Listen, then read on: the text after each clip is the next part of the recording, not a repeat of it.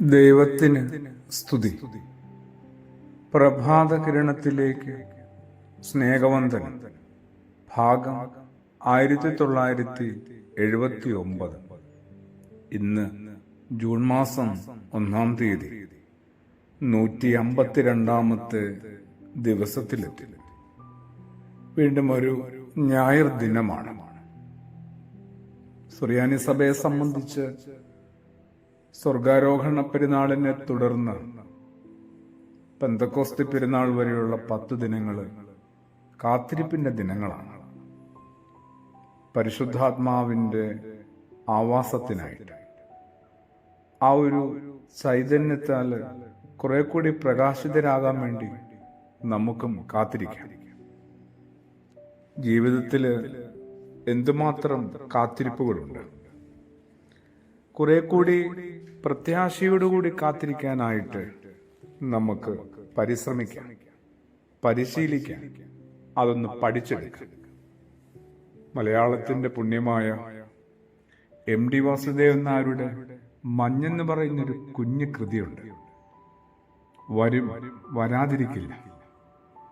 അങ്ങനെ ഒരു പ്രത്യാശയുടെ വല്ലാത്ത ഹൃദയമിടിപ്പ് കൈമാറുന്നുണ്ട്. ഇങ്ങനെ തലമുറകൾ തോറും കുറെ കൂടെ നല്ലത് എന്റെയും ജീവിതത്തിൽ സംഭവിക്കുമെന്ന് ഒരു പ്രത്യാശ നിലനിർത്താനായിട്ട്, പ്രതീക്ഷയോടെ ആയിരിക്കാനായിട്ട്, അതിനനുസരിച്ച് നമ്മളെ തന്നെ ഒന്ന് പാകപ്പെടുത്താനായിട്ട് പരിശ്രമിക്കാം. ഈ ആണ്ടിന്റെ 6-ാം മാസത്തിന്റെ ആദ്യമാണ്.